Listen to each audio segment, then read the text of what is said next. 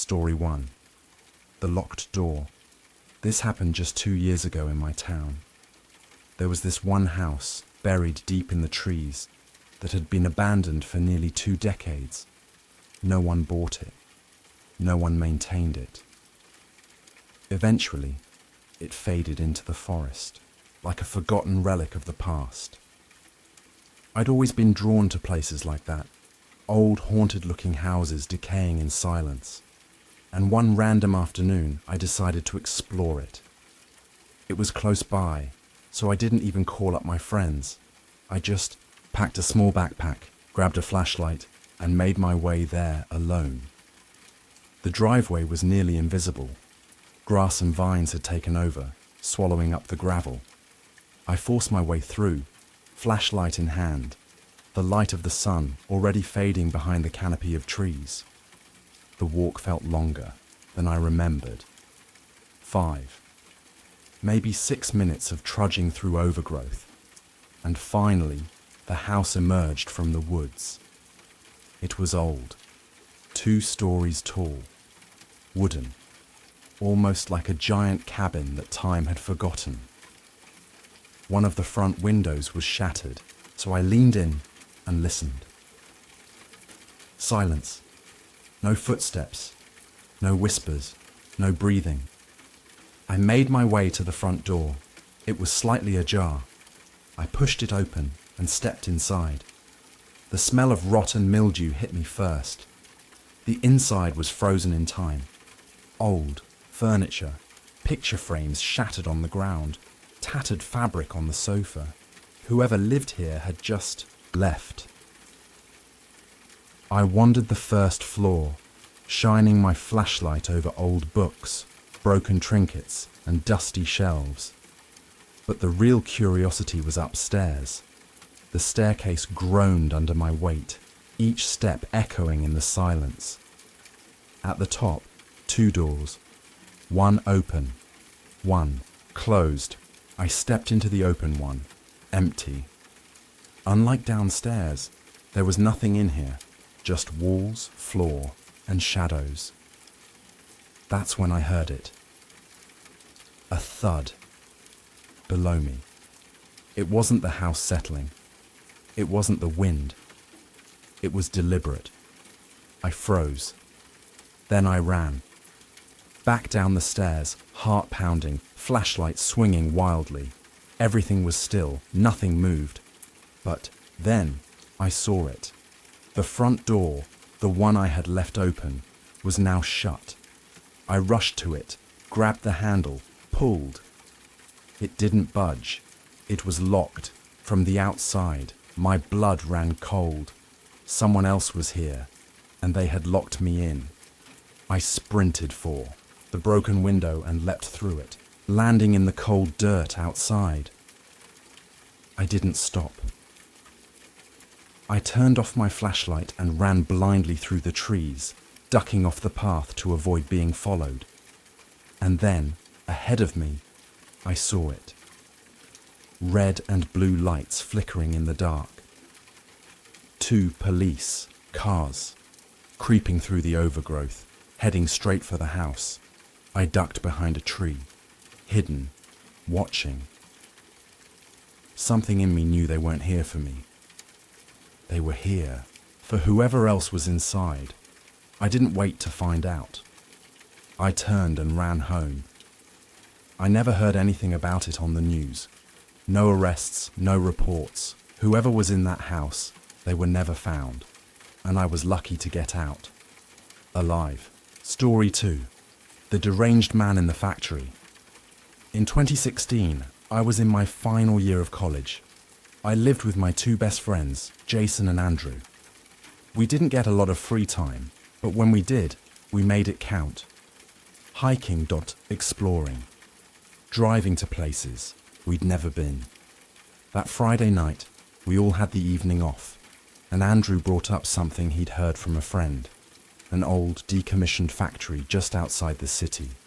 We'd never done anything like that before, but we were curious. So, we said, screw it, let's go. We found it on Google Maps using satellite view and parked at a gas station a block away.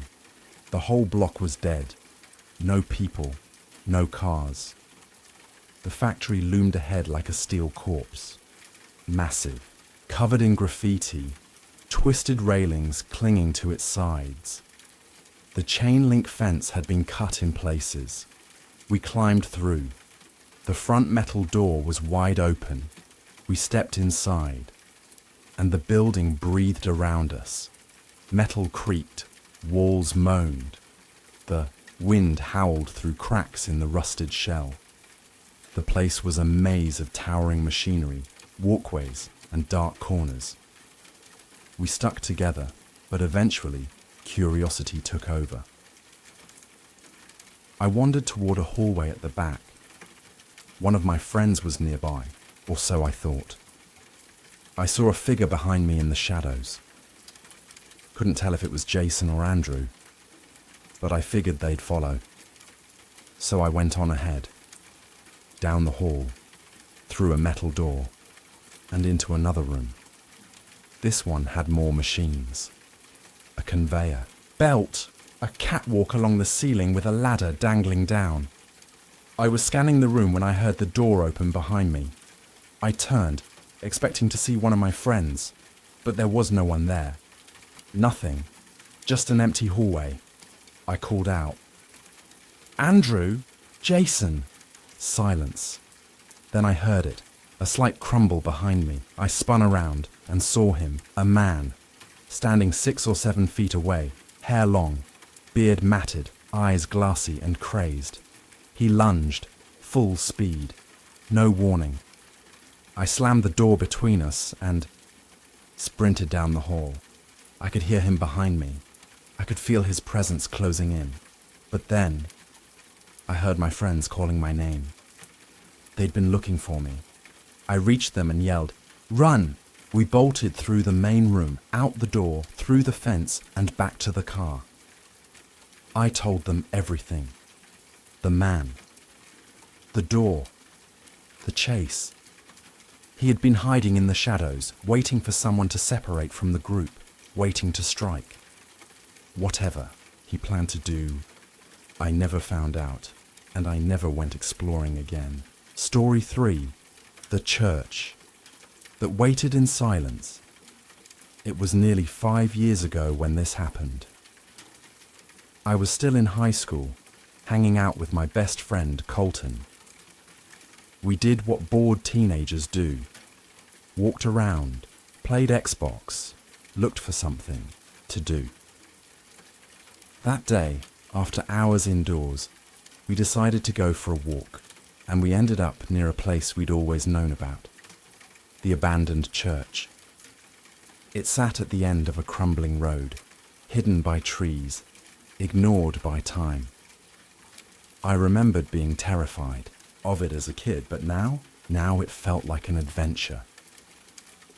We made our way down the overgrown path. Vines split the pavement.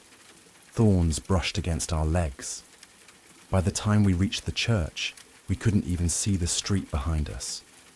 The forest had swallowed everything. The building was massive, wrapped in ivy and silence. The courtyard fence was barely visible beneath the overgrowth. We climbed through a broken section and approached the door. It groaned open with the sound of wood bending and scraping against the floor. We stepped inside, and the silence was complete. The church was untouched. Benches perfectly aligned. No graffiti. No signs of vandalism. It was like it had been preserved on purpose. I walked slowly down the aisle, each step echoing up to the vaulted ceiling. Then, a loud thud. It rang through the church like a cannon. We froze. Lights on, scanning, nothing. No movement, no object disturbed. Colton thought maybe something had fallen in another room. We stayed together and made our way to a side door. I opened it slowly and shined my light in, and from that quick glimpse, I wish I had never looked.